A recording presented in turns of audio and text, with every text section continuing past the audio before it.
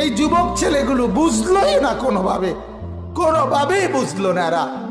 এরা বুঝলোই না অভাব যে আসতেছে, দুর্ভিক্ষ যে আসতেছে, এর চাইতে বড় মহামারী যে আসতেছে, এরারে বুঝানো গেল না। এদের মোবাইলের নেশা এরা ছাড়লো না, এদের নর্তকী দেখা এরা ছুটলো না, এদের নাফরমানি এরা ছাড়লো না, এক ওয়াক্ত নামাজ পড়ার অনুভূতি এদের জাগলো না। হায় যুবক, হায় মুসলমান ছেলে, তুই বদলাবি কোন দিন ভাই? কোন দিন বদলাবি? তোর কারণে আরো গজব আসতেছে, আরো গজব আসতেছে। কোথায় নেমে গেছি আমরা? সেদিন পত্রিকা আসছে, ক্লাস 7-এর ছেলে, 7ম শ্রেণীর ছেলে কর্তৃক এক মেয়ে ধর্ষিতা,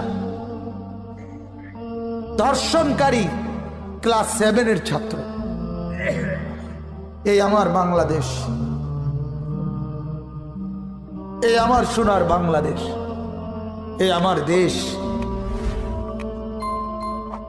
আহা, উলঙ্গপনার বেহায়াপনা দেখতে দেখতে, অস্থিরতার বেহায়াপনা দেখতে দেখতে যুবকগুলো বেসামাল হয়ে গেছে। আর